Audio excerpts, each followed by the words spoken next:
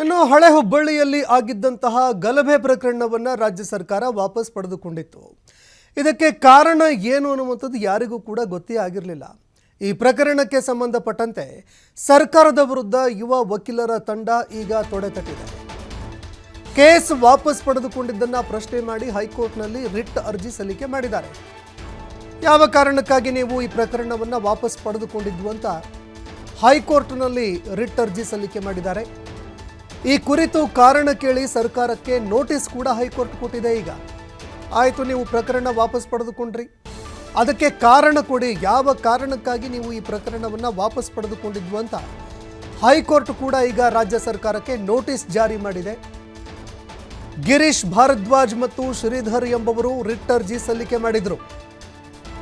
ಬೆಂಗಳೂರು ಹೈಕೋರ್ಟ್ನಲ್ಲಿ ಮಾರ್ಚ್ 17ರಂದು ಈ ಅರ್ಜಿ ವಿಚಾರಣೆಗೂ ಕೂಡ ಬರುತ್ತೆ. ಅದರ ಒಳಗಾಗಿ ರಾಜ್ಯ ಸರ್ಕಾರ ಯಾವ ಕಾರಣಕ್ಕಾಗಿ ಈ ಪ್ರಕರಣವನ್ನು ವಾಪಸ್ ಪಡೆದುಕೊಳ್ತು, ಇದಕ್ಕೆ ಸಂಬಂಧಪಟ್ಟಂತೆ ಉತ್ತರ ಕೊಡಬೇಕಾಗತ್ತೆ. ಪ್ರಕರಣದಲ್ಲಿ ಕೆಲವರು ಅಮಾಯಕರಿದ್ದಾರೆ ಎನ್ನುವಂತಹ ಒಂದು ಮಾತನ್ನು ಕೂಡ ರಾಜ್ಯ ಸರ್ಕಾರ ಹೇಳಿತ್ತು. ಕೆಲವು ಅಮಾಯಕರನ್ನ ಆ ಒಂದು ಪ್ರಕರಣದಲ್ಲಿ ಅರೆಸ್ಟ್ ಮಾಡಿದ್ದಾರೆ ಎನ್ನುವಂತಹ ಮಾತುಗಳು ಕೇಳಿಬಂದಿತ್ತು. ಇದಕ್ಕೆ ಸಂಬಂಧಪಟ್ಟಂತೆ ರಾಜ್ಯ ಸರ್ಕಾರ ಸಚಿವರು ಕೂಡ ಸ್ಪಷ್ಟೀಕರಣ ಕೊಟ್ಟಿದ್ರು.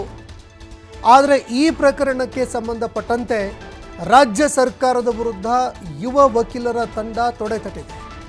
ಆಯಿತು, ಪ್ರಕರಣವನ್ನು ವಾಪಸ್ ಪಡೆದುಕೊಂಡ್ರಿ, ಅದಕ್ಕೆ ನೀವು ಕಾರಣ ಕೊಡಬೇಕೀಗ. ಯಾವ ಕಾರಣಕ್ಕಾಗಿ ನೀವು ಈ ಪ್ರಕರಣವನ್ನು ವಾಪಸ್ ಪಡೆದುಕೊಂಡಿದ್ದು, ಇದಕ್ಕೆ ಕಾರಣ ಕೊಡಿ ಅಂತ ಹೈಕೋರ್ಟ್ನಲ್ಲಿ ರಿಟ್ ಅರ್ಜಿ ಸಲ್ಲಿಕೆ ಮಾಡಿದ್ದಾರೆ.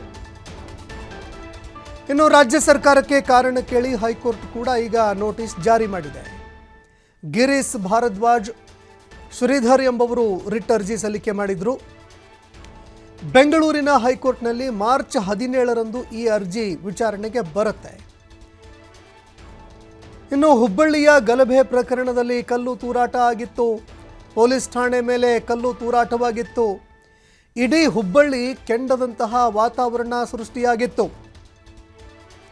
ಕೆಲವು ವಾಹನಗಳಿಗೆ ಬೆಂಕಿ ಕೂಡ ಹಚ್ಚಲಾಗಿತ್ತು.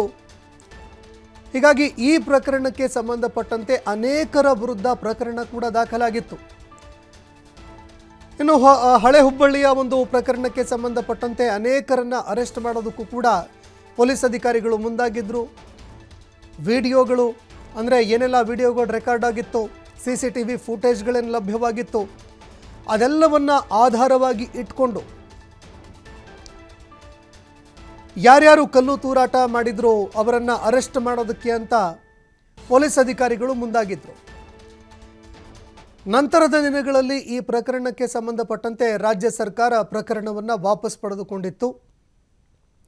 ಪ್ರಕರಣ ವಾಪಸ್ ಪಡೆದುಕೊಂಡಿದ್ದಕ್ಕೆ ಇದೀಗ ಅದರ ವಿರುದ್ಧ ಯುವ ವಕೀಲರ ತಂಡವೊಂದು ರಿಟ್ ಅರ್ಜಿ ಸಲ್ಲಿಕೆ ಮಾಡಿದ್ದೆ. ಇನ್ನು ಕೋರ್ಟ್ ಕೂಡ ಇದಕ್ಕೆ ಸಂಬಂಧಪಟ್ಟಂತೆ ರಾಜ್ಯ ಸರ್ಕಾರ ಕಾರಣ ಕೇಳಿದೆ. ಯಾವ ಕಾರಣಕ್ಕಾಗಿ ನೀವು ಪ್ರಕರಣ ವಾಪಸ್ ಪಡೆದುಕೊಂಡಿದ್ದೀರಿ, ಅದಕ್ಕೆ ಕಾರಣ ಕೊಡಿ ಅಂತ ಹೈಕೋರ್ಟ್ ಕೂಡ ಈಗ ರಾಜ್ಯ ಸರ್ಕಾರಕ್ಕೆ ನೋಟಿಸ್ ಜಾರಿ ಮಾಡಿದೆ. ಅದೇ ರೀತಿ ಇದೇ ತಿಂಗಳ 17ನೇ ತಾರೀಕಿನಂದು ಈ ಒಂದು ವಿಚಾರಣೆಗೂ ಕೂಡ ಬರುತ್ತೆ.